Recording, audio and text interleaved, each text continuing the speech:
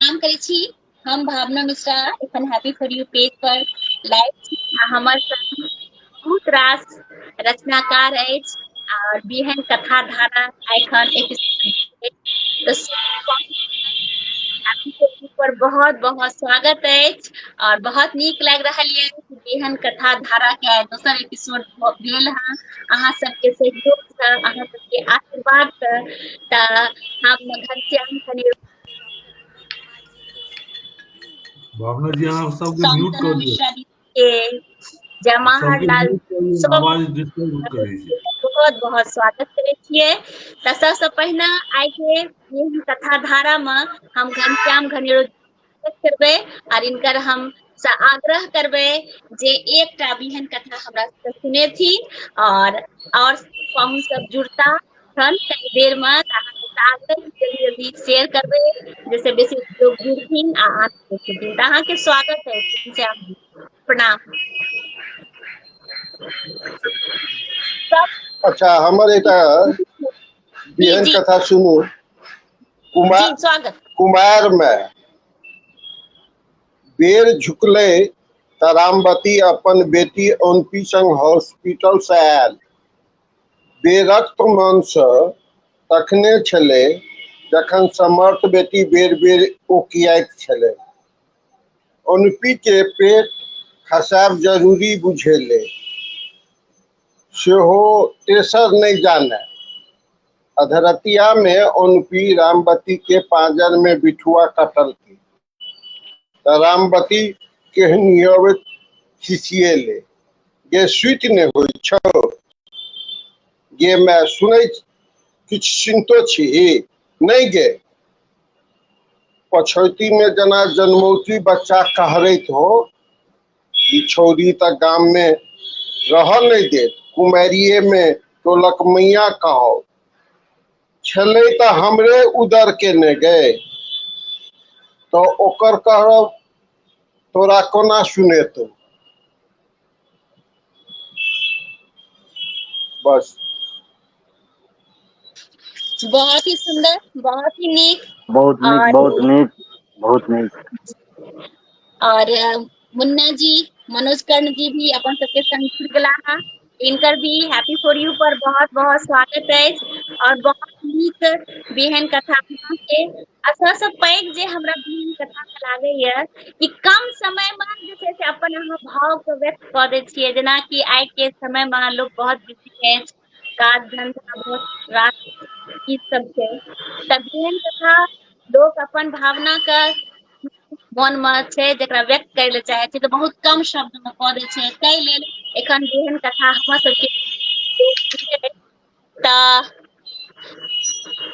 हम चाहबे कि शांतना दीदी के भी बहुत बहुत स्वागत है हैप्पी फॉर यू पर एलखिन है और बहुत ही ठीक लग रहा है दीदी तक भी मुख्य जैसे से बहुत काज धंधा दिल्ली में करे थी इनका जैसे से दूसर के प्रति सहयोग के भावना रहे थे दीदी अहाँ के हैप्पी फॉर यू पर बहुत बहुत स्वागत है। बहुत बहुत आभार भावना और हमर सौभाग्य जे हमर आदरणीय सब गोटा के संगे हम एतऽ जुड़ल छी। हम गाँव गेल छलहुँ हेँ तऽ बीच में फोने में है मेमो में लिखित छलहुँ तऽ पूर्णे वाला हम सुनबै छी। स्वागत दीदी स्वागत स्वागत। कठोसल बच्चा जी झिमनी करेला मिर्चाई लेबिये राख देत नफीसा विदा भेल अपना घर से भोरे भोर हमरा मोहल्ला में आयल हमर माँ हल्ला केलक एमहर आबै गे झिमनी आ करेले टा आर नहीं किछो। नफीसा मुंह लटका के कहे लागल बाबू बीमार छै चाची बटाई वाला खेत में जे भेलै ओ सौदा ल विदा भेली नहीं तो किलियो नहीं पजरते। रजिया जेठ बहिन सौती छै नहीं जे तू कर खेते तो बच्चा के की होत आई उधार नहीं बेचब नकदी देबे पड़त माँ जतेक तरकारी छौ सबटा उझैल दे आ पाई ल क घर जो। नफीसा बाजि उठल हाँ ये चाची भनसा सेहो करबै जाकऽ हम ई कतीटा बच्चा छे भंसा करते पकठोसल बच्चा छे। नफीसा मुंह लटका कर कहलक, गरीबक बेटी छी दीदी, पकठोसल नहीं रहब तऽ पेटो नहीं भरत। हमर जेठ वही जकाँ नहीं तऽ हमरो कतौ भसिया देत बाहर देश। बहुत ही सुंदर, बहुत ही नीक बहुत ही नीक। और हम आब स्वागत करबे जमाहर लाल जी के और इनका से आग्रह करबे कि एकटा बिहन कथा हमरा सबके सुनेथिन। और हम प्रारंभ में बेसी किनको परिचय नहीं दऽ रहल छियै कि पहिने एकटा बिहन कथा सुन ली सब गोटा से, तकर बाद जते गप सब रहते और अपना सब करबे और एहिमे बेसी आनंद रहे छै। तऽ अहाँ के स्वागत है हैप्पी फॉर यू पर। हमर सौभाग्य जे अहाँ सब संग जुड़लहुँ और ये हमर पहिल बेरियन होवे। इससे पहले तो हम कहियो जुड़ल नहीं छियै में। पता नहीं आवाज केहन आबैत है तो सेहो नहीं जान। नहीं, खूब सुंदर आवाज है, बढ़िया आवाज है। नीक आवाज है सर। ठीक है, ठीक है। हम एगो बिहन कथा ला उपस्थित छी। चाह जी रेलगाड़ी के हॉर्न के आवाज, पी आ पी, कोनो आदमी के आवाज छलै कि कोनो दुर्घटना तो नहीं भ गेलै? ई अन्हरिया रात में हम रेलवे लाइन लग ठाढ़ भ की कर रहल छी? जाय दियो, हमरे सन कोनो परेशान आत्मा मुक्ति पाबि गेल हेतै। चलू अपन घर चलै छै। नहीं, एक बेर देख तो लियो के छै। ओह, पैर में खून लाग गेल। अपन चोरबत्ती जरा देखलहुँ, चारू कात खून, मांसक लोथरा। हे भगवान, हम एक एक टुकड़ा उठा एक ठाम रखने जा रहल छी। पता नहीं किया ओकर मुंह भेट गेल। हमर मुंह, हमरा हाथ में हमर ल्हासक मुंह। हमर नींद खुलि गेल। अतेक भयानक सपना आखि सच। चाह के खातिर कतेक बेर मरि मरि के जीवऽ पड़त। वाह, बहुत ही सुंदर, बहुत ही नीक। और हम चाहबे कि मनोज जी भी जुड़ गला है, मुन्ना जी, तो इनकर भी हैप्पी फॉर यू पर स्वागत छे। और इनकर बहुत पैघ ई कथा बिहन कथा धारा में बहुत पैघ योगदान छे, तो इनकर हम बहुत बहुत स्वागत करबे और इनको से आग्रह करबे कि एकटा बिहन कथा हमरा सबके सुना देती। अहाँ म्यूट छी जी। स्वागत है हैप्पी फॉर यू पर, आके बहुत बहुत स्वागत। आवाज जाइए? जी जी जी, बिल्कुल नीक से आबि रहल अछि। स्वागत। सब गोटे के स्वागत, अभिनंदन, सबक सहयोग सँ बिहन कथा आगू बढ़ि रहल अछि और जी अहाँ ओकरा और आगू लऽ जा रहलियै तऽ अहाँके विशेष अभिनंदन, धन्यवाद। बहुत बहुत अहूँ के धन्यवाद। अहाँ जतेक बिहन कथा के एते आगू गेले हैं, एतेक लोग जाने छथिन, एतेक लोग लिख रहल छथिन, एमे अहाँ सब गोटा के बहुत बहुत सहयोग छै और अपन मिथिला मैथिली के लेल ई बहुत गौरव के गप छै और बहुत प्रसन्नता होइया जते भी मैथिली के गप आबै छै एकदम से खुशी से, खुशी के कोनो अपार रहे छै, शब्द नहीं बता सके थी। तऽ हम चाहब कि एक बिहन कथा आइ के कार्यक्रम में अहाँ हमरा सुनाउ, तहन आर गप सब हेतै। स्वागत। उनका नेटवर्क के लागे इशू भ गेले हैं, तै लेल ओ कटि गेला हैं। तऽ हम आदरणीय डॉक्टर प्रमोद कुमार जी से सेहो आग्रह करबै और बहुत नीक लागि रहल ये कि फेर पुनः दोसर बेर एलखिन हम, तऽ अहाँके हैप्पी फॉर यू पर पुनः स्वागत अछि। और हम चाहब आदरणीय एकटा हमरा सबके बिहन कथा जे छै से सुनाबियौ। अहाँ म्यूट छी, अहाँ म्यूट छी। एक मिनट, मनोज जी फेर से जुड़ गेला हैं। उनका नेटवर्क के कनी इशू रहे छै, तै कारण से हम उनका कहलिए कि कथा सुनाए देथिन। हाँ, जुड़ गेला हैं मनोज जी, कनी इनका नेटवर्क जी हम के प्रॉब्लम पढ़ै रहे छी, छै। एकटा क्षमा प्रस्तुत चाहब। अछि हाँ, स्वागत स्वागत, सुनायल जाउ, स्वागत। एकटा बिहन कथा, शीर्षक जी अछि रुझान। जी। ये काकी टेंट डीजे मरबा देखै छियनि, हिनका तऽ 2टा बुच्ची छलखिन, आब केकर बियाह छनि? पड़ोसी टोल से जिज्ञासा मायल जनी जाइत पूछलखिन, कहलखिन छोटकी के, आई ई निकिता, एकरे तो पोरका बियाह केने रहथिन। यही 4-5 मास संगे रहलै आ तकर बाद सामंजस्य नहीं बैसलै, तब कते दिन असगर रहतै? ये बहिन दाई, पोरका जे बियाहने रहथिन सेहो ओकर दोसर बियाह केलक। बुझ गेलियै। कथी बुझ गेलखिन? ये बहिन दाई, हमरो सबके बुझबक ने, या जे पहिने घर बदलबाक चलन रहै आ आब घर वाला बदलबाक, बस। बहुत ही सुंदर, बहुत ही नीक। बिल्कुल सही कह रहल छियै। तऽ हम अब आदरणीय डॉक्टर प्रमोद कुमार जी से आग्रह करबै कि एकटा बेहन कथा हमरा सबके सुनेथिन। तऽ स्वागत छै अपने के।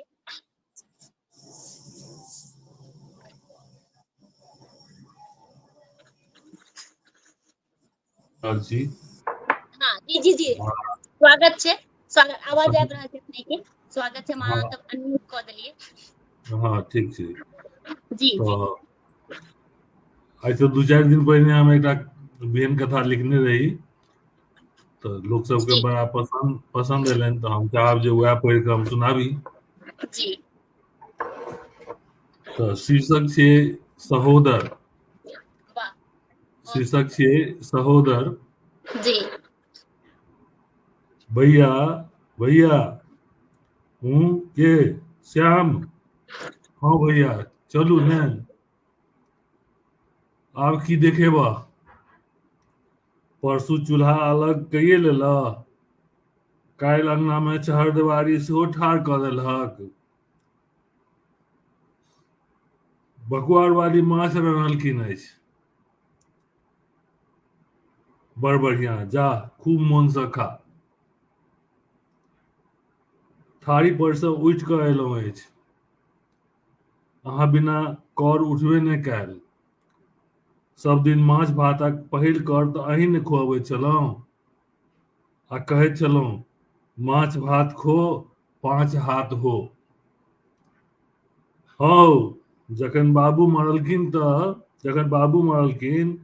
तऽ तो 1 बरखक आ हम 15 बरखक छलहुँ। बेटा बोझी तोरा पोसलिया। पैर पकड़ै छी भैया, चलू। भैया चलि गेला। यह छलै कहानी, खिस्सा हम। बहुत ही सुंदर, बहुत ही नीक, बहुत ही नीक लागल। अब हम घनश्याम जी से आग्रह करबै जे सब गोटा के जे मनोज बेहन जी म्यूट छथि की? तऽ केहन लागले, की लागले, अपन कनि विचार व्यक्त करथिन, तहन बहुत फेर बहुत नीक सर, बहुत नीक। सहोदर सहोदर होइत छै। बिल्कुल बिल्कुल। कोनो तऽ चूल्हा बाँटि नहि सकै छै सहोदर के। सही गप, बिल्कुल। जी जी तऽ मनोज जी अहाँ म्यूट छी की? हाँ घनश्याम जी अहाँ म्यूट छी। हम अनम्यूट करी सब कि unmute? हाँ अनम्यूट भऽ गेलौ। जी जी मनोज जी म्यूट छै, हुनका अनम्यूट करऽ कहियौ। हाँ रुकू, घनश्याम जी हाँ फेर से आब म्यूट भऽ गेला। हम इनका अनम्यूट करै छी, हम अनम्यूट कऽ देलहुँ अहाँके। फेर से म्यूट कऽ रहल छै, बार बार कऽ रहल छै।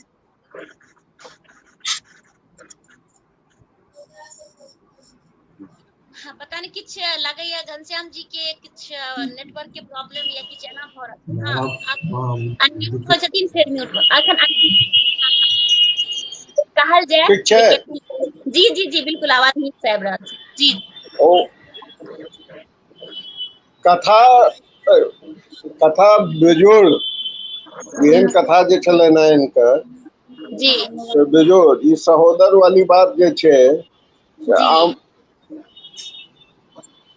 आपस में देखल गेलैया, ओहो जेठ के आ जी छोटक प्रति जी जे लगाव रहे छै, ओ केतबो से भारी से भारी गलती कर दे, जी क्षमा करे के आ ओकरा फेर से अपनावे के जी जे एकटा अधिकार छै, आ एकटा प्रचलन छै और एकटा मानसिक रूप से जे छै से लत भ जायत अनुजक प्रति से सदैव चला दिया। तकर व्याख्यान बहुत नीक से कम शब्द में जे केलखिन है जी प्रमोद जी से बहुत नीक लागल। जी हम चाहबे कि सब गोटा के बिहन कथा अहाँ सुनबे कर लिए तो सब पर कनी कनी अपन विचार दे दिए, चंद्रना दीदी वाला, मुन्ना जी वाला, जमाहर जी वाला, तो सब पर कनी कनी अपन विचार व्यक्त करिए। अब की हो जी एक कथा के बाद तुरंते जे कहबै तखन तो कुछ बुझाई छै, अच्छा नहीं तो विस्मरण जकाँ भ जाय छै। अच्छा अच्छा अच्छा अच्छा अच्छा ता अब हम चाहबे कि मनोज जी कनी अपन विचार व्यक्त करथिन। मनोज जी हमर आवाज आबि रहल छै? हम तो जुड़लहुँ, अपन कथा पढ़ि देलहुँ, आब की करू। संतना दीदी से पहले से जुड़ल छै, संतना दीदी से हम आग्रह करबै कि अपन विचार व्यक्त कर। दीदी अहाँ म्यूट छी। इनकर सब पर प्रतिक्रियाओ देनाइ हमरा बुझाइए हम कोई जोगर नहीं चीजें प्रतिक्रिया दियन सर सब पर। बहुत बढ़िया, बहुत सुंदर छलैन हैं बहुत के जी एकटा तथ्य छै, एकटा संवाद छै। जी एखनका वाला इसमें प्रमोद सर वाला वो तो हम कहबे केलहुँ हैं कि सहोदर सहोदर होइ छै। जी जी और कुमार में जे कहलखिन हैं सर धनेनु सर, ओ एखनका जे समसामयिक समय छै ओहिमे भ रहल छै एहन टाइप के घटना, माय होइ छै लेकिन से तो बिल्कुल सत्य बात। हाँ और आगू करू अहाँ। जी जी जी जी त अब हम जमाहर जी से पुनः आग्रह करबे जे कनिका ई बतेथिन कतऽ से हमर संग जुड़ल छथिन और इनका बिहन कथा कतऽ ई देखलखिन आ या सुनलखिन से इनका जागृत करे के हमहूँ बिहन कथा लिखी। नहीं एहिमे तो बहुत नीक मुन्ना जी सवाल के है, बहुत ये बहुत सवाल जी जी नहीं एहि के सवाल लेल तो मुन्ना जी के आभार कहबाक चाही। जी हम शुरू में कविते टा लिखे छलहुँ, हमरा कहाँ बिहन कथा कम से कम नहीं लिखे छलहुँ। जी शुरू में हमर कविते पर में ज्यादा रुचि छल, हम ज्यादातर कविते लिखे छलहुँ। मुन्ना जी के फोन आयल और हमहूँ बुझलियै कि आधुनिकता के युग में जे छै ने जी बात के जतेक छोट कऽ के राखल जाय, पैघ बहुत लोग के पास में समय नहीं छै, बहुत जी नीक बात लेकिन तैयो लोग पढ़त बात नहीं सुनत। तो जे बिहन कथा वाला अथी छल तो उपयुक्त बुझायल समय हिसाबे, तो हम जे छै से इम्हर जुड़लहुँ। एहिमे जी खास के मुन्ना जी के बहुत योगदान छै, हुनकर बार बार फोन आयल यहाँ जे छै से बिहन कथा में जुड़ू, बिहन कथा में जुड़ू। नहीं तो हम शुरू में ज्यादातर हमर कविते आबैत छल, हम कविते बहुत लिखे छलहुँ जी रेगुलर। और अखनका जे सब आदमी के छल कथा ओहिमे किनको अथी नहीं छल, किनको कम कहनाइ अथी नहीं, सब उपरोस छल एक पर एक। सोशल बच्चा तेनाहिते छलै, फिर हुनकर जे मायक अथी छलनि सहोदर भाई सबके सएह छलै। हम तऽ नहीं, हम ई पर में तऽ नहीं कहि सकै छी जे किनकर बढ़िया और किनकर खराब। ई आलोचना के काज भेल, हमर सबके काज सृजनात्मक रचना केलहुँ, निर्माण केलहुँ।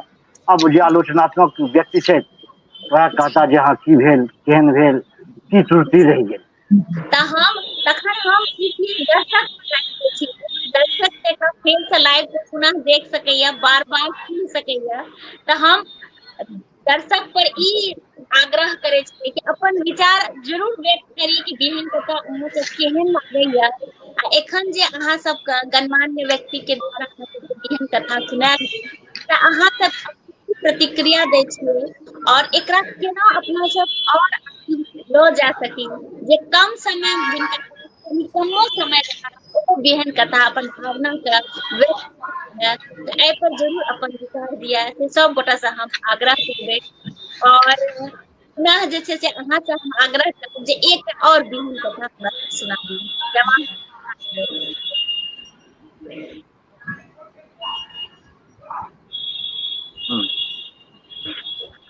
हमरा कहै छी जी जी जी जी अहीं के कह रहल छी, एकटा और बिहन कथा हमरा सबके सुना दिअ।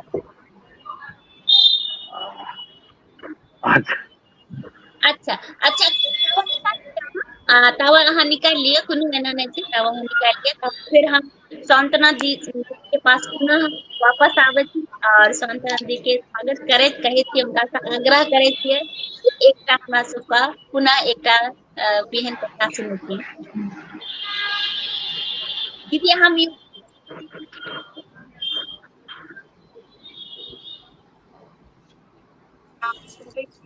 एकर शीर्षक छै बॉडी। जी बहुत स्नेह आ प्रेम सँ वृद्ध दंपति रहै छलाह, कखनो असगर नहि, दुनू के संगे देख मोन प्रसन्न भऽ जाय। आई एम्बुलेंस के अपना अपार्टमेंट में देखी कऽ परेशान भऽ गेलहुं। मन नहीं मानलक, नीचा जाकर देखलहुं, अंकल के देख पूछलहुं की भेल, केकरा की भेलै। अंकल कहला अहाँ के चाची नहीं रहली। हम काने लगलहुं, ताबत गाड़ी सँ दू गोट आंटी के उतारे लागल। अंकल कहे लागला बॉडी को ठीक से उतारो। हम मुंह देखैत रहि गेलहुं। सत्य आंखिक इजोर तक सबटा खेल, सब सम्मान आई प्राण से प्यारी अर्धांगिनी बॉडी बन गेली। बहुत नीक कहलिए। और ई एकटा अपन सबके जीवन के सबके जीवन के अटल सत्य छै जे केना अर्धांगिनी से बॉडी बन जाय छै, अपन से जे छै बॉडी बन जाय छै। तै लेल नीक काज करिए, सब याद करे, यह हम कहबै। बहुत ही सुंदर, बहुत नीक से अहाँ जे छै से अहाँ अपन भावना के बहुत कम शब्द में प्रकट करलहुँ। बहुत बहुत धन्यवाद दीदी, बहुत ही सुंदर। पुनः जे छै घनश्याम जी से आग्रह करबै जे एकटा कोनो बिहन कथा अपन आर अच्छा एक बिहन कथा और सुनू। जी स्वागत। देह पर कोठी खसब। जी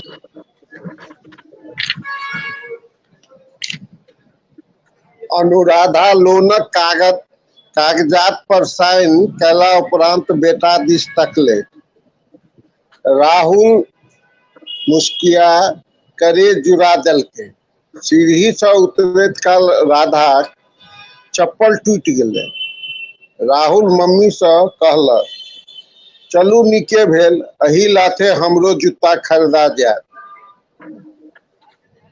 बौआ संतानक लालसा नमरैत जेतैक तऽ मायक चप्पल नहीं खरीदा सकै छै। राहुल उनैट कऽ बैंक दिस तकलक। लगलै जे बैंकक बिल्डिंग ओकरे माय दिस लीबल जा रहल छै आ ओ असमर्थ भेल देखते रहि गेल। वाह, बहुत ही सुंदर, बहुत ही नीक के भाव। अब हम आदरणीय डॉक्टर प्रमोद कुमार जी से आग्रह करबै कि अपन दुनू गोटा के बिहन कथा सुनलखिन तऽ अपन विचार भी व्यक्त करथिन आ संग जे छै एकटा बिहन कथा भी सुनेथिन। तऽ हम रुकू अहाँके अनम्यूट करै छी। ठीक है, हाँ अनम्यूट कऽ देलहुँ। स्वागत। ठीक छै भावना जी, जी जी अखन तक जते बिहन कथा सामने आयल ताहिमे सँ घनेरू जी के दुनू कथा एकदम सामयिक छनि। जी आइ जे समय आइ जे भऽ रहलै है समाज में तकरा परिलक्षित कऽ रहल छै, तकरा देखा रहलै है। जी आ साहित्य वएह होइ छै, सजीव वएह होइ छै जे समाज से जुड़ल है। तै साहित्य के समाजक दर्पण कहल गेलै है। जी तो हम एहि बात के विभिन्न प्लेटफॉर्म पर भिन्न भिन्न जगह पर एहि बात के उठबै छियै जे हम आइ काल्हि में बहुत कहानी सब पढ़ऽ लगलहुँ हैं, कथा सब पढ़ऽ लगलहुँ हैं, कविता पढ़ऽ लगलहुँ हैं मैथिली में। हमरा अखनो से 90% आदमी, 90% लोग एहने देखा रहा है जे वो चोरा दही चीनी वाला जीवन अखनो जी रहल छै। बुझलिए, आई से 100 वर्ष पहले 200 वर्ष पहले की भेलै, वह चीज लिखै छथि, वह चीज पढ़ै छथि, वह चीज पढ़बऽ चाहै छथि। तो ओ जे छै एक तरह ओहिना केओ आइ पढ़ऽ नहि चाहैए साहित्य के, पेपर से 200 वर्ष पहिलका चीज जे लिखबै अहाँ तऽ सब छापि देत हटा देत। तो एहि तरह कोनो साहित्य के जीवंत केना राखल जाय तै के क्षेत्र में तै के माने प्रयास में हिनकर सबके कथा हमरा बड़ा नीक लागल। मुन्ना जी के सेहो, गणेरो जी के सेहो पहिलको कथा आई छलनि हैं जो अनचाहा गर्भ और आइ काल्हि जे लिविंग रिलेशनशिप भऽ गेलैए जे बिना बियाहे एके संगे रहू तऽ ओकर सबके जे परिणाम दुष्परिणाम होइ छै ताहि सब चीज के देखबै छै। आइ काल्हि भऽ गेलैए मनोज जी के सेहो छलनि हैं तेहने, तकर बाद सान्त्वना जी के सेहो तेहने छलनि हैं जे मजबूरी में लोक के की करऽ पड़ै छै, बच्चा जे छै से देखियौ जे केना की करै छै। बात तऽ बहुत पैघ छै, कहब तऽ समय लागि जेतै, लेकिन एकटा कथा हम पढ़ने रही बच्चा के क्लास में रहे तीसरा चौथा में हिंदी में, जे दुख का अधिकार, बुझलियै। एकटा गृहस्थ छै औरत, ओकर हस्बैंड अखने मरि गेल छलैया आ ओ तारबूज के खेती करै छै नदी के कात में। तऽ आइ ओकर भिनसरे ओकर से हस्बैंड मरि गेलै आ छोट बेटा के एकटा छलै, छोट बेटा 2-3 महीना के, तकरा कोरा में लऽ कऽ आ फेर गेलै तारबूज तोड़ि कऽ बाजार में जाके बैस कऽ बेचै छलै। तऽ सब कहलकै केहन निर्दयी छै ई, एक पाइ एकरा हृदय नाम के दरस नहीं छै एकरा देह में, कते कठोर है, पत्थर है एकदम। आइए भोरे में एकर हस्बैंड मरि गेलै, घर वाला मरि गेलै, एको रत्ती दुख नहीं छै, आबि कऽ देखियौ बाजार में से तारबूज बेचै छै। तऽ केओ एना पूछि देलकै जे तो एना एहन कठोर किया छै, तऽ कहलकै कि जे मरे के छलै जकरा से तऽ मरलै, हम तारबूज बेचब तऽ हमरा खाइ लए, हमरा बच्चा के खाइ लए की भेटत, जो है सेहो मरि जायत। तऽ ताहि दुआरे गरीब आदमी के से दुख के अधिकार नहीं होइ छै, बुझलियै। तऽ ई सब भेलै जे ई कथा जे भेलै से सर्वकालीन सत्य, जाबत तक ई सभ्यता संस्कृति रहतै ताबे तक ई कथा रहतै, गरीब आ धनिक ई सब रहबे करतै।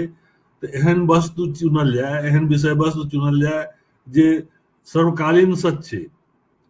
तऽ से नहि कऽ कऽ तऽ आब अहाँ जे 300 वर्ष पुरान बात के लऽ कऽ एबै तऽ हम के पढ़त कहू। तऽ एहि सब तरहे हम देखलियै जे आइ जे कथा जतेक पाठ भेल से बड़ा सामयिक अछि, प्रासंगिक अछि।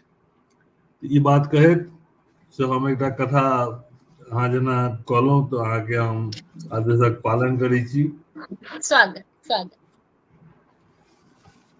तऽ कथाक शीर्षक छै शनिक दशा।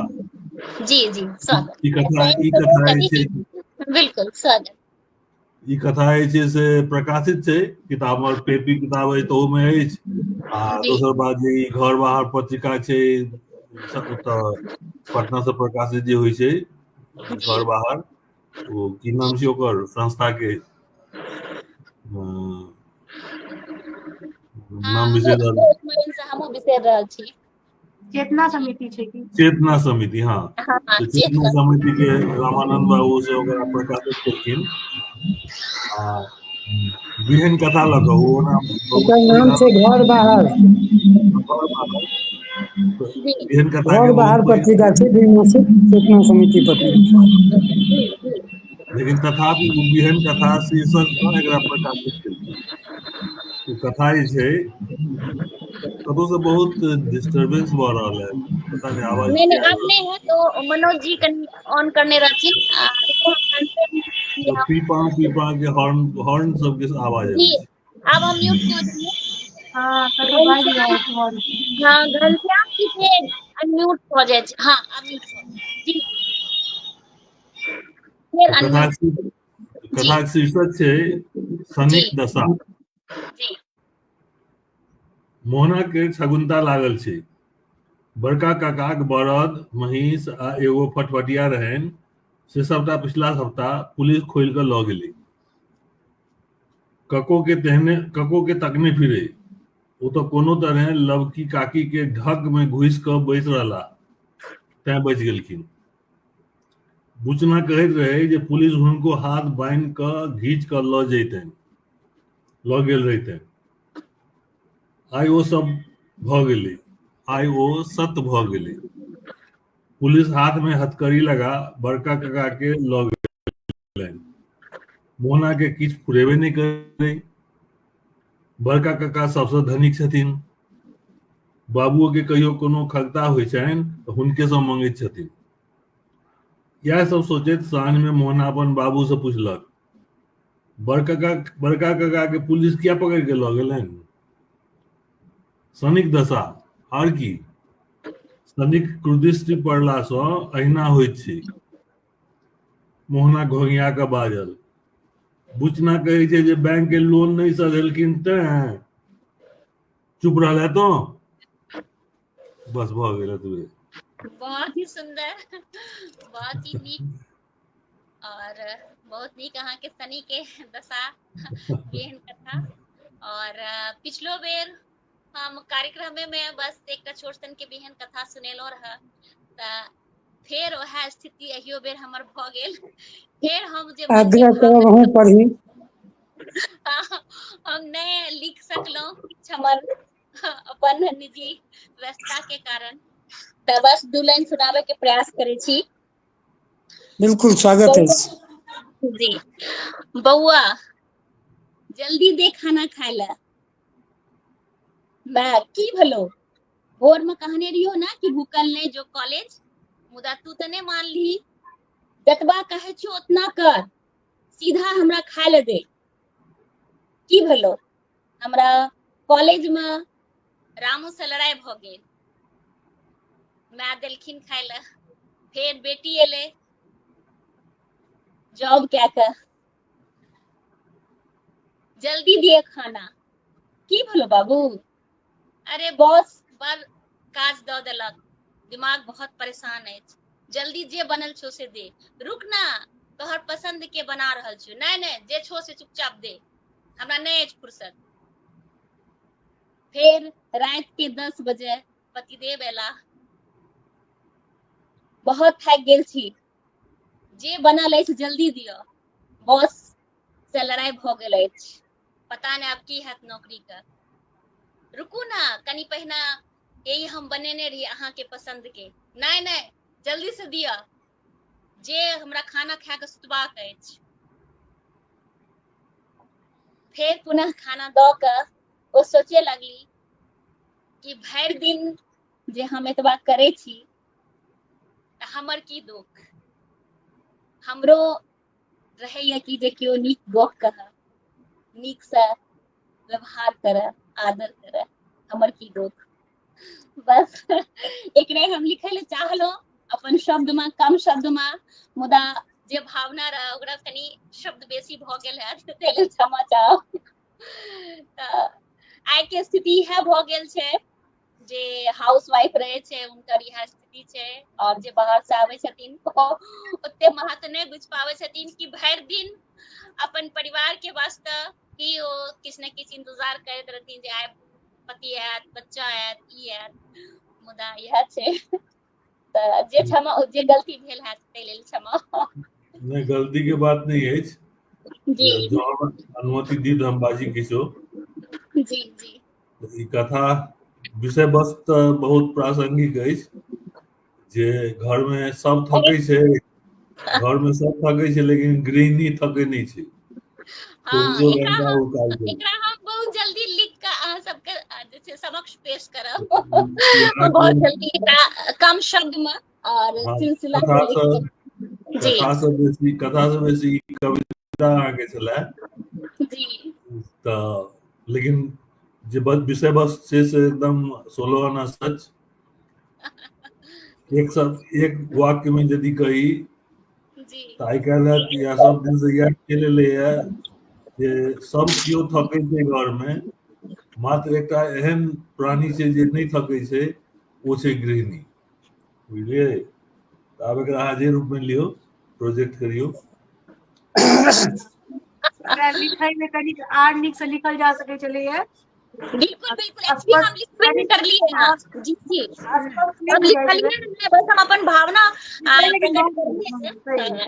लिख के अहाँ सबके समक्ष नहीं नहीं, बहुत कम शब्द में अभी देब। गृहिणी नहीं जी थाकल छथिन, हुनका जी सबके जी पूरा नहीं छै जे अहाँ जी की खायब, आ नहीं ओ ककरो जी कहि सकै छथिन जे हमरो खाय ला दिया हम सुतब थाकल छी दिन भर का। बिल्कुल वह बात छै। और किछ हम किछु बाजऽ चाहब। स्वागत स्वागत बिल्कुल। स्वागत सर स्वागत। कथा पर सब बाजि रहला है कथानक पर में। कथानक अहाँके बहुत उत्तम छल, एकरा सजा दियै तऽ बहुत बेस्ट। बिल्कुल ओकरा सजा के हम बहुत जल्दी अहाँ सबके समक्ष बीएन कथा वाला जे अपन सबके ग्रुप अछि ओहिमे पोस्ट करब। और लेकिन हम आइयो एकर शिल्प पर गप करऽ चाहब। आइयो हम अपन खून दए के एलहुँ हँ स्कूल में जे छै से रहै तऽ ओतऽ बाजू, हम बाजू। जी बिल्कुल स्वागत, बाजल जाय। आवाज जाइए? आवश्यक छै बंदा। जी हम एकर शिल्प पर गप करऽ चाहब। स्वागत। बिहेन कथामे हम सबखन चाहै छी, सबखन जेना जी आदरणीय प्रमोद जी कहलखिन हेँ हम्म जे ओ पुरना चीज सब अबै छै, कोनो जी बात नहि छै पुरना चीज उखाड़ल जाय तऽ कोनो बात नहि, लेकिन जी कथा या कोनो साहित्यमे कोनो रचना जे कयल जाय हम्म तऽ सम्पकसँ जोड़ि के ओकरा एहन रचना या एहन शब्द वाक्यक प्रयोग होय जे ओ 10, 5, 20 दशक के बाद ओ प्रासंगिक लगै। बिल्कुल। एक बात, दोसर बात जे शिल्पके कथानक चाहै छी जे हम एहन कथानक अबै जे सामान्यतः मैथिलीमे नहि लिखा रहल छी लेकिन अखन ओकर खगता छै। ताहि लए सही हिन्दी अंग्रेजी साहित्य सेहो पढ़य पड़त सबके, हम अहाँके नहि कहै छी व्यक्तिगत। जी आब अहाँके एहि विभिन्न कथा पर हम शिल्प के लऽ के आयब। जी अखन दिव्य प्रकाश दुबे छथि एकटा, हुनका 16 से जनै छियनि। जी ओ स्टेज प्रोग्राम करै छथिन, जेना कवि सब करै छै तेना ओ खिस्सा के कथा के प्रोग्राम करै छथिन। जी तऽ ओहिमे हजारो रुपआ के टिकट कटा के से भीड़ रहै छै भरल हॉल मे।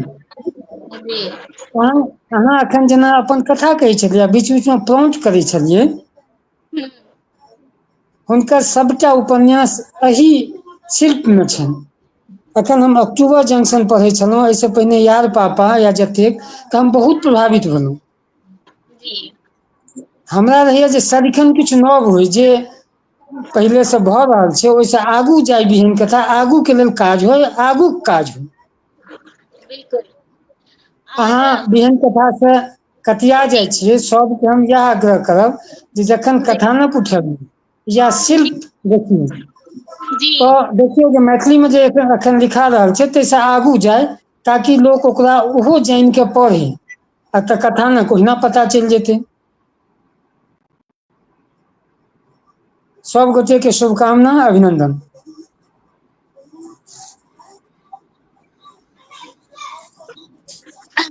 बिल्कुल सत्य कहि रहल छियै। एकटा चीज हम आर दर्शक सबसँ आग्रह करबै कि जेना एग्जाम्पल के तौर पर अहाँ हमर लऽ लिअ, एखन जे हम बिहन कथा अहाँके सुनेलहुँ कि किछु हमर समय अभाव के कारण हम ओकरा लिख नहि सकलियै लेकिन हम एक प्रयास करलियै, ठीक ने।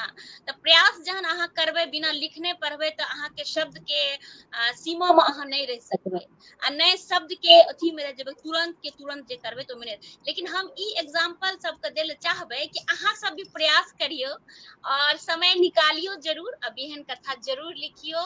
और कम से एकर जे भाव छै, मानि लिअ हमरे कथा में शब्द बेसी भेलै लेकिन भाव सबके नीक लागलै तऽ भाव प्रकट होना चाही से कनिटा अहाँ सब देखियौ लिखियौ। शुरू में तऽ ककरो भी एक बेर में बहुत नीक नहि लिखे छै और उतार चढ़ाव होइते छै, तऽ लिखै पर हम ज्यादा जोर देब अहाँ सबसँ और आग्रह करब जे ई जे बिहन कथा धारा छै एनाहिए धारा प्रभाव बढ़ैत रहतै और बहुत लोग एथिन और अपन कथा बिहन कथा धारा हमरा सबके सुनाबैत रहथिन। तऽ अहाँ सब भी जुड़ू, लिखू और प्रत्येक महीना में एक बेर हेतै ई तऽ जरूर संपर्क करी हमरा सब गोटा से और जरूर आबी, हमर ई आग्रह अहाँ सब गोटा से। अब जे छै से अनिरुद्ध सर किछु कहऽ चाहै छलखिन हेँ। जी जी जी स्वागत स्वागत। अहाँ म्यूट छियै, अहाँ म्यूट छियै। अहीं के कथा पर कहऽ चाहे छलहुँ हेँ। स्वागत स्वागत, बिल्कुल सुनाइए।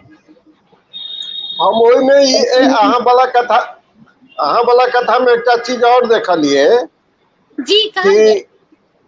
कॉर्पोरेट में जे लोग नौकरी करे छे तकरा पर केते होइ छे प्रेशर, जी जी नौकरी बचेबाक काम के लोड वगैरह जे होइ छे। तो जी दूटा पक्ष हमरा लागल, एकेटा पक्ष ई सब उगालखिन कि जे गृहिणी छे तिनका पर कोई नहीं ध्यान दे छे, बात वो जी नहीं छे। वो जी शारीरिक मेहनत और मानसिक मेहनत जी दुनू में छे, अपना अपन जगह खतियौने छे, लोड लेने छे, तकर संतुलन छे। जी बिल्कुल। हमरा ठीक लागैया कि मानसिक मेहनत जे होइ छै, मानसिक परेशानी जे छै ओ शारीरिक परेशानी से बेसी होइ छै, जहाँ तक हमर हाँ विचार है। जी हाँ, तै दुआरे यदि ओ झुझुआ के बैगियो लै छथिन, जी जे बाहर काज करे छथिन, एलखिन है खाना मांगे तो उचित छे से बजा जाय छे, नहीं कि ओहि पात्र के इंटेंशन छे कि हम आना बाजी। जी तो से हमरा कहबाक छला। हाँ, एक पक्ष अहाँके एतऽ तक पे ठीक है, मुदा कभी कभी एकर मिसयूज होइ छै, ठीक ना? अब वो कभी कभी शांतना सर जी की परिस्थिति घरों में शांतना सर जी की परिस्थिति घरों में हुनकर के भऽ सकै छै, महिलो संगे होइ छनि तो हुनको जी मानसिक स्थिति जे बिगड़े छनि, हुनका से नहीं पूछे वाला सामने वाला होइ छै। कोन परिस्थिति में भोजन बनेलखिन है, हुनका से लिखाई लाओ, जे बनेल वहां से लाओ। तो एतऽ दुनू पक्ष छै, महिलो के परिस्थिति भऽ सकै छै, हुनका जे शारीरिक जे ढांचा छै महिला के ओ बहुत जटिल छै, तो हुनकर बहुत रंग के प्रॉब्लम अबैत रहे छै, मंथलियो प्रॉब्लम अबैत छै, हुनका से लेकिन केओ कुछ पूछे नहीं छै, तो ओ मानसिक स्थिति में ककरो ककरो नहीं रहे। बिल्कुल सत्य कहै छी। आर हम एकटा आर आग्रह करबै अपन सबके मुद्दा आनियो जेकर कि 4 आदमी और मिलकर डिस्कस कए सकैया कि एक कहानी के सिर्फ एक बिहन कथा के एक मीनिंग नहीं हुआ, ओकर क्या पक्ष। ई कथा के माध्यम से हम ई कहबै कि एकर ई कथा का अहाँ सिर्फ एक पक्ष नहीं देख सकै छी, सब पक्ष है। और बच्चों के अहाँ देखियो कि बच्चों के परेशानी छै, तो ई सब पक्ष पर एक कथा से बहुत पक्ष ओकर दृष्टि निकला। और अगर जेना मनोज जी और प्रमोद जी पहली बेर बिहन कथा घर में कहने रहथिन कि ओकरा कथा के बाद में उपन्यास भी लिख सके थी, लघु कथा थी, और बढ़िया से एक्सप्लेन कर सके थी। तो एहन टाइप के हुआ कोनो भी मोड़ देल जा सकैया, कोनो भी तरह से ओकरा आगाँ चल के अहाँ के मतलब एक टीम तैयार भ के आबि गेल तऽ जे छै से कोनो भी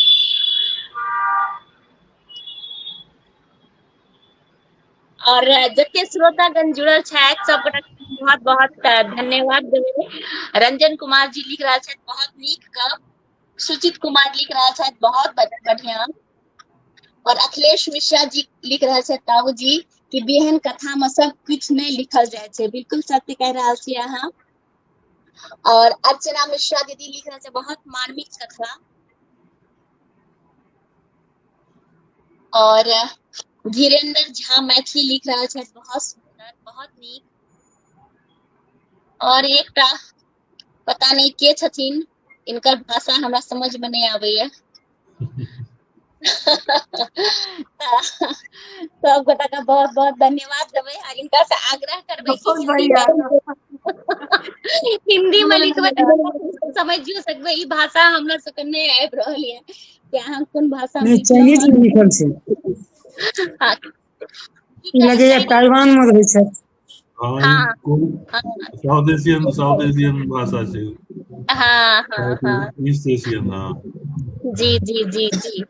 आब अहाँ सब कहियो कि अपन सबके बिहन कथा के एकटा हम अपन विचार व्यक्त कऽ रहल छी कि एते रास कथा भऽ गेल, मुदा अपन सबके 1 घंटा नहीं भेल एखन तक, एते रास गप भए गेल, तऽ कतेक समय केओ अगर बिहन कथा लिखथिन तऽ कते समय बचा सकै छथिन, से अहाँ विद्वत जन छियै, अपन विचार व्यक्त करियौ।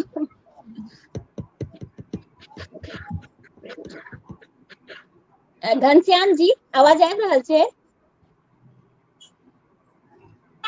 जी तऽ किछु बिहान कहियौ। कथा किछु बिहान कथा लगभग हेबो नहि करथिन, मुदा अपन सबके कते कथा भऽ गेलै, कते गप भऽ गेलै, तऽ एहि पर कनि अपन विचार जे बिहान कथा नीक छै, एहि पर कनि अपन विचार व्यक्त करियौ। बिहन जेना कथा नीक छै। जी बिहन के जखने ठेस लागे और तखने लिख दी, चाहे जे प्रकारक हो, जी और एकरा नहीं बिसारल जाए जी आ लिख देल जाए तो ओकरा जे आम लोग पढ़थिन तऽ ताहिसँ बहुत लाभ होइ छै। जी तो बिल्कुल बिल्कुल एहि चीज के ध्यान रखक चाही। और ई जे छै दिन में 4 बेर 5 बेर होइ छै। वाह जेना जेना हम एकटा कथा लिखलियै कि 4-5 दिन पहिने, जी तो एकटा लिफाफा छलै हमरा सामने में राखल, जी तो महिला के नाम छै लिखल ऊपर में, आ केयर ऑफ में पुरुष के छै, तऽ हमरा बड़ा खराब लागल, तही पर हम लिख देलियै बिहन कथा। वाह तो बहुत लोग के नीक लगले। तब बताओ कि महिला अखनो जे छै से ओकरा अपना अधिकार नहीं छै, जे अपन नहीं छै, अपन पता नहीं छै। तो छै एकटा अहाँ लिफाफा लिफाफा देख कऽ अहाँ ओकरा अथी अनुभव कऽ सकै छियै। ओकरा तो समाज के जे छै स्त्री के लेल आगू बढ़बाक लेल, स्वतः पैर पर खड़ा रहे के लेल एकटा लिफाफा हमरा देखबैया जे मुँह दुूसे। बहुत ही सुंदर। एहि पर हम एकटा जे हम के लाख बेटी जगतनंदिनी जानकी के नाम से राम भगवान जखने के रूप में ओतऽ के महिला के पता चुनबाक चाही, और यहाँ होना चाहिए सीता के नाम पहिने सीता आबै छथिन। आर ई छोट बहुत छोट। आब हम शांतना दीदी से एकटा प्रश्न पूछबै, शांतना दीदी कहिया से बिहन कथा शुरू एहन कथा हम पढ़लखिन अपन विचार हम बिहन कथा बहुत दिन भऽ गेल, हमरा लगैया 6-7 साल भऽ गेल। अनेरो बहुत सारा हमर कथा सब छलैया, ओकरा एडिट सेहो केने रहथिन, एकटा पोथी छपे वाला रहै 6-7 टा।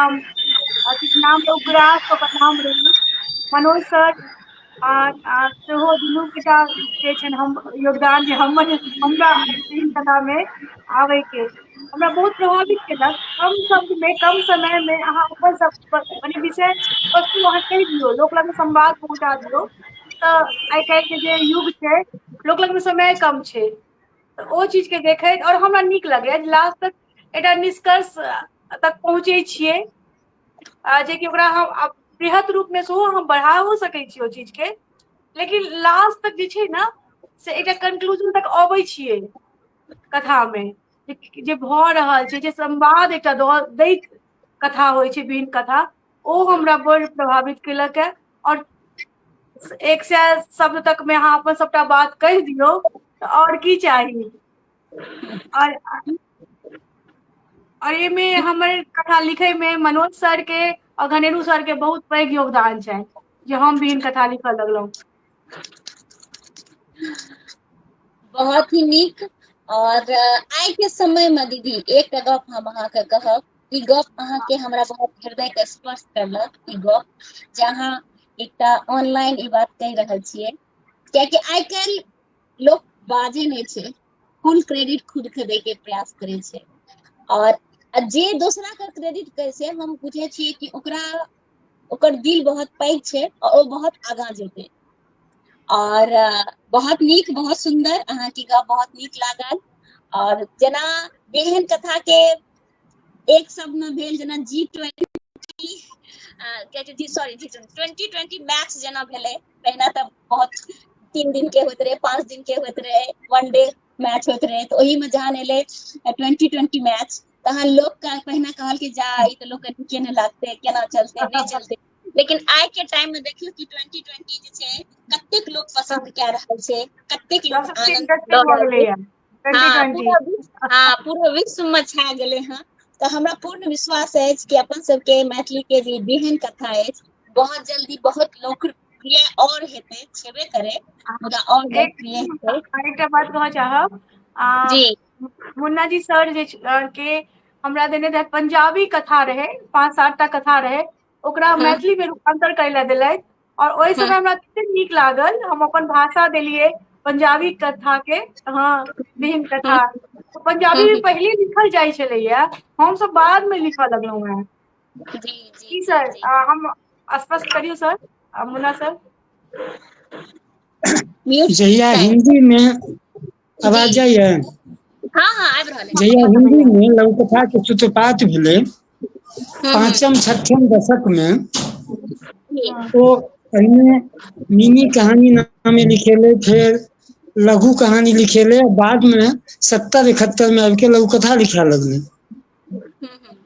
आ वही दशक से शुरुआती में पंजाबी सब मिनी कथा नामी लिखल शुरू केलकै बेर बेर परिमार्जित होइत होइत आइ ओ लघुकथा से आगू चलि गेलै लघुकथाकार सब ओकर आयोजन में ललायित रहे छथि शामिल होइ ले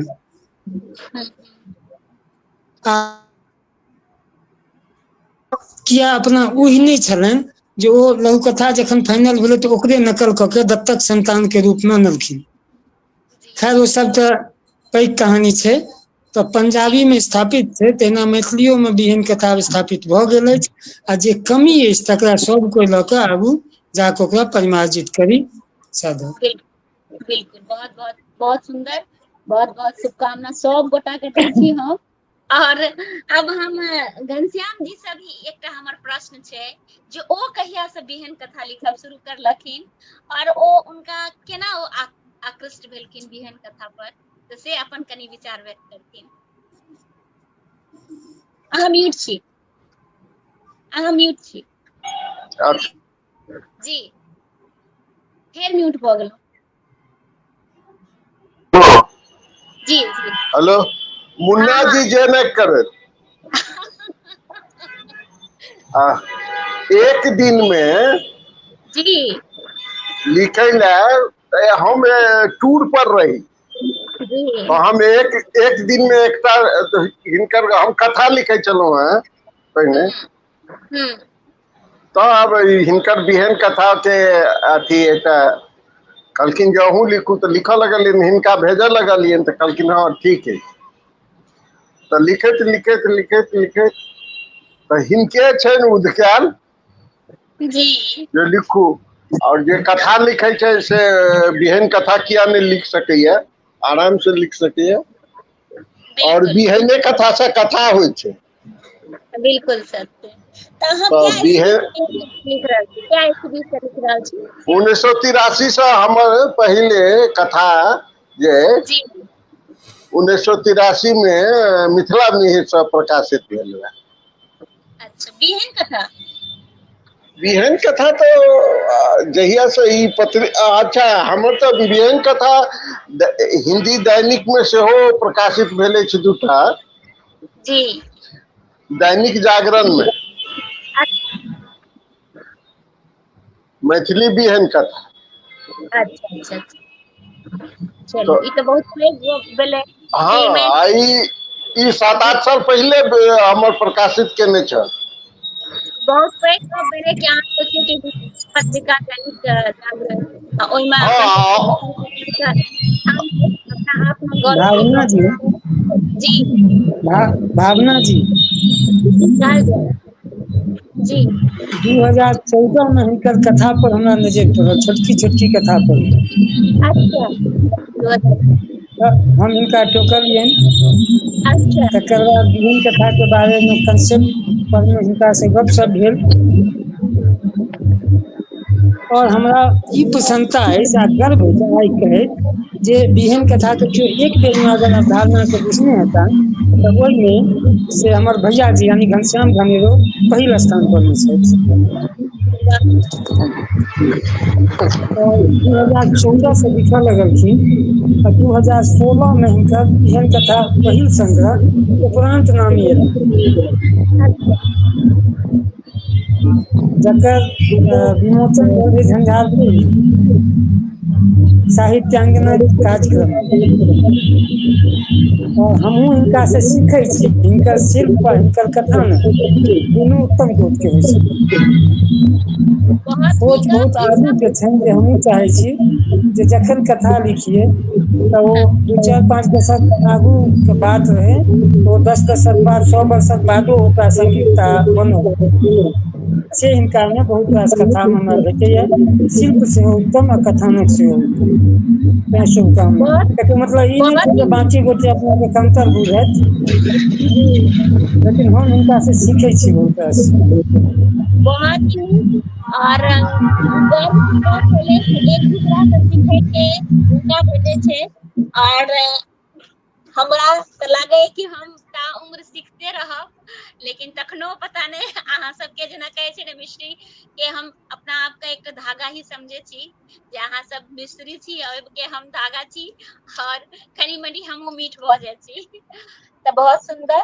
अब हमार आदरणीय डॉक्टर प्रमोद कुमार झा जी से प्रश्न रहते जो ओहो कनी अपन विचार व्यक्त करती कि वो कहिया से लिखब शुरू करलखिन और बिहन कथा के प्रति केना आकृष्ट भेलखिन और केना लिखब शुरू करलखिन। भावना जी का हम बात कहना चाहब। पहिल बात जे अहाँ के बिहन कथा की छियै तै पर प्रकाश देत जी बुझा जाय। जी 1989 ईस्वी के गप छै। जी हमरा अखन पीएचडी पास करना मुश्किल से 6 महीना भेल रहे तो हम दिल्ली एलहुं एकटा इंटरव्यू में।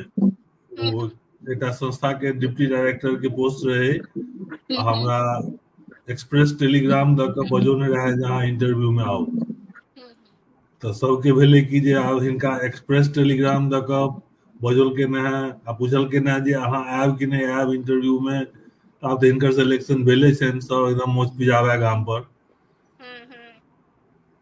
हम जखन एलहुं इंटरव्यू में तो हमरा एठम जेएनयू के एक प्रोफेसर रहथिन इकोनॉमिक्स के बहुत नामी हम नाम नहीं कहब तो जखने हम भीतर गेलहुं बैस कहला बैसलहुं तो हमरा कहे छथि कि अहाँ अपन थेसिस के व्याख्या 2 सेंटेंस में करू।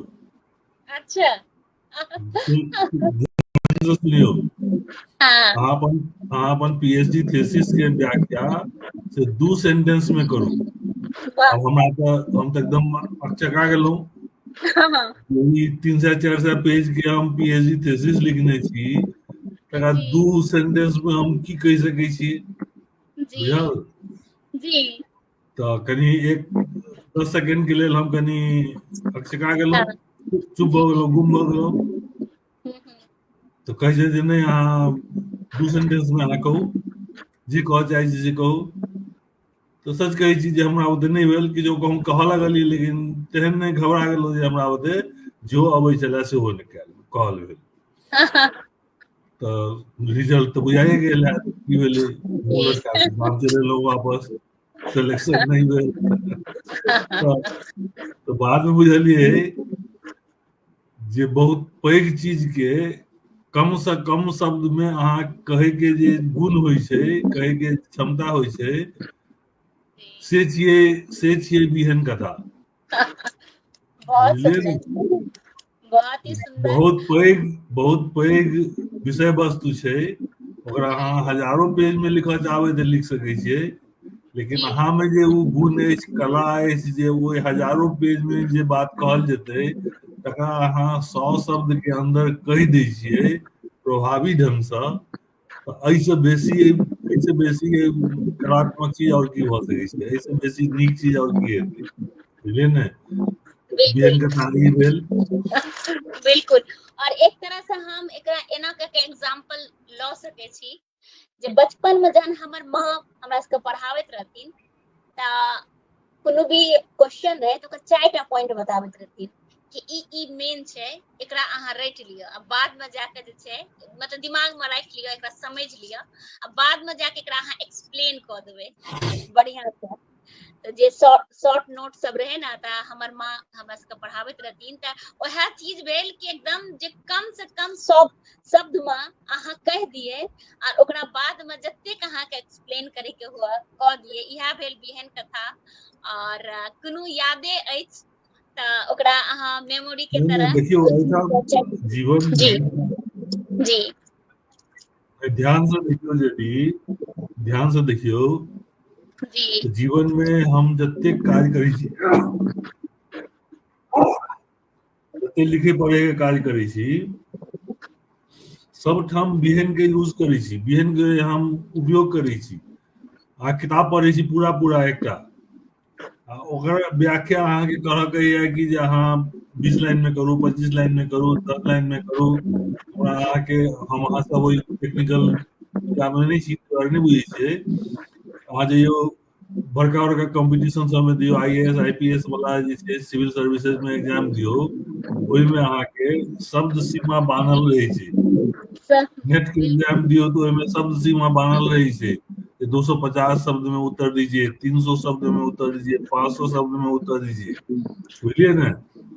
अहाँ के ई कला जे नहीं अबैत रहत जे 500 शब्द में हम केना पूरा एकटा किताब के सब चीज समेट के आनि के द सकै छी, प्रेजेंट क सकै छियै, तो अहाँ के सफलता नहीं भेटत।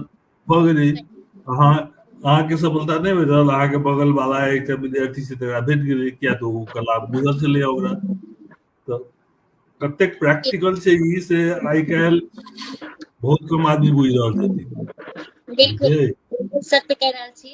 लेकिन अब हमरा एकटा चीज जे छै से मनोज जी से सबसे पहिने हम पूछबै कि एकर केना आर लोक आकृष्ट हमर हुआ।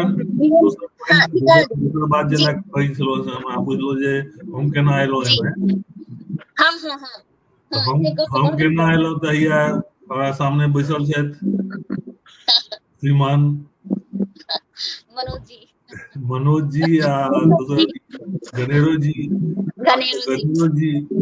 फेसबुक में निकालखिन कि जे बिहन कथा प्रतियोगिता हेतै आ जे फर्स्ट सेकंड थर्ड करता तिनका पुरस्कार देल जेतै।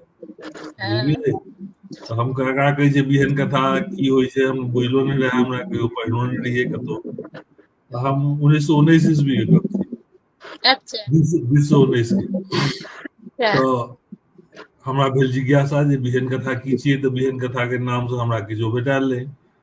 तो कतौ कोई लिखने रहे कि जे बिहन कथा के सीड स्टोरी सेहो कहल जाइ छै। तो हम डिक्शनरी से उल्टेनाइ शुरू केलहुँ जे सीड स्टोरी होइ की छै। तो पढ़ैत किछु से आइडिया हमरा भेल, तो हमहूँ एकटा कथा लिख कऽ भेजलियनि हिनका सबके, पठौलियनि। ओहि कथा के शीर्षक रहे धीपल तब। बुझलियै, तो ई सब ओकरा सेलेक्ट केलखिन आ सेकंड प्राइज हमरा भेटल। बाद में जाकर से ई कथा जे छै से ई कांता राय छथिन मध्य प्रदेश में शॉर्ट स्टोरीज लिखै छथिन। बिल्कुल एखन एकटा लघु कथा के अथी भी बना रहल छथिन। हाँ, तो ओहि पेपर में साप्ताहिक में से वो प्रकाशितो भेलै। तो ओहि दिन से हम लिखनाइ शुरू केलहुँ। तो अपन लिखै छी, जेना जेना जेहन होइया तेहन लिख लै छी, से बात छै। बहुत सुंदर। अहाँ के हमरा पोथी सब प्राप्त भी भेल है, तो अहाँ के ढेर रास पोथी के लेल शुभकामना, बधाई। और ई अहाँ सबके गौर से बुझ गेलहुं कि सबके जड़ छथि मनोज जी, और हे मनोज जी, घनश्याम जी, अहाँ सब गोटा छी, तो सब गोटा के बहुत बहुत धन्यवाद देव, शुभकामना देव। और एकटा मनोज जी से हम ई प्रश्न रहते हमर जे एकरा केना और लोग तक पहुंचे, एहि लेल की आर करल जाय, केना एकर प्रचार प्रसार करे, जे एखनो के टाइम में हमरा जहां तक अनुभव अछि और ज्ञात अछि कि बहुत गोटा के बिहन कथा के बारे में ओतेक जानकारी नहीं छै जे केना लिखी, की केतना शब्द सीमा छै, की छै। तो एकरा केना और आगे बढ़ायल जाए, केना और प्रचार प्रसार करल जाए?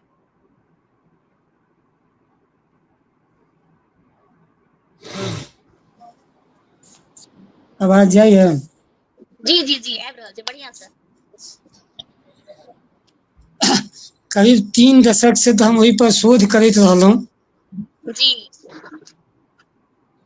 और सब चीज खोइचा छोड़ा के सबक सोझा में राखि देल गेल छै। आब जी ओ जी जी लिखनिहारक या जे लेखक जिज्ञासु छथिन से ओकरा पढ़थिन, ओकरा जी गुनथिन, ओकरा गमथिन तऽ सब चीज सोझामे आबि जेथिन। कनेक किछु बाधक तत्व सब छै, सबटा तऽ नहि बाजब, ओते समय नहि छै। जी ओ की छै तऽ हम अहाँ जते जे छियै तकर पहिने जे रहै से शिक्षाके माध्यम हिन्दी रहै। जी तो हम सब हिंदी कथा पढ़ी, हिंदी कहानी, हिंदी अखबार, हिंदी समाचार, हिंदी फिल्म, सबटा हिंदी में। हिंदी वाला सब जे कथा आनलकै तऽ जेना अंग्रेजी से हिंदी रहै छै प्रभावित, तहिना हिंदी से मैथिली आच्छादित भऽ गेलै, सही पूरा कवर कऽ लेलकै। तऽ ओ जे लघुकथा छै जे मैथिलीमे एलै, जे कोनो विधा नहि छै, विधाके रूपमे कोनो अस्तित्वमे नहि छै, लेकिन ओकरा अस्त्र बना के विहीन कथा के बाधित कयल जाइ छै। तें एखन वएह चीज मेन छै, बाधा के मुख्य स्रोत। ओहिठमा लोक कन्फ्यूज भऽ के दुनू दिस पैर देबऽ चलि जाइ छथिन। और विहीन कथा चूंकि मापदंड छै तऽ सब बुते लिखल नहि होइ छनि, कठिन छै, तऽ ओ लघुकथा दिस मूव करै छथिन, आ लघुकथाके कोनो मापदंड नहि छै। आब तऽ आब साबित भऽ गेलै, एक पंक्ति आ एक शब्द में लिख के ओहि पर लघुकथा के स्टीकर लगा देल गेलै। सही तऽ ओ सब बाधित कऽ रहल छै। जे इच्छुक छथिन से विहीन कथा सीख रहल छथिन, लिख रहल छथिन, आ सबसे इएह आग्रह जे विहीन कथा सीखऽ पड़त, तहन विहीन कथा लिखऽ पड़त, तखन अहाँ सही विहीन कथाकार भऽ सकै छी, से आशा अछि। बिल्कुल बिल्कुल सत्य कह रहल और छियै। एकटा महत्वपूर्ण बात, जी जी हाँ हाँ कहल जाय जी, आवाज महत्वपूर्ण बात। जाइए? हाँ हाँ आबि रहल अछि, नीक से आबि रहल अछि। और एकटा महत्वपूर्ण बात, जे विहीन कथामे वएह एखन टिकल रहि सकैत छथिन जे निर्लोभ छथिन, जिनका कोनो मंच माला माइक के लोभ नहि हन। किया सेहो कहै छी। अखन विहीन कथामे जे केओ काज करै छथिन से एगो मकान के नींव बना रहल छथिन।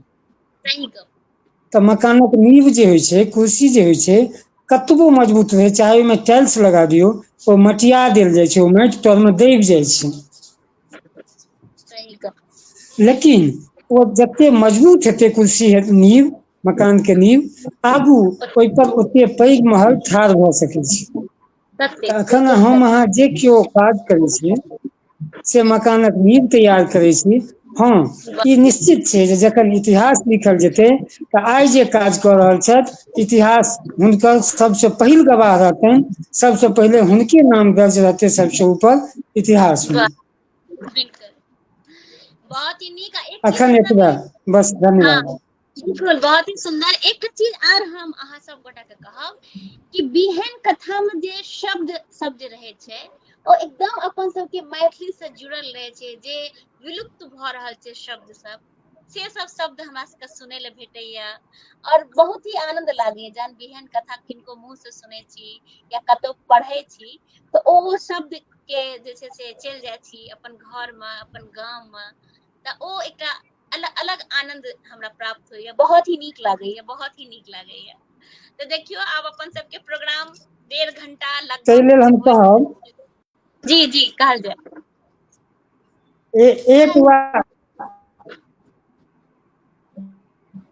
एक वाक्य कहऽ चाहब जी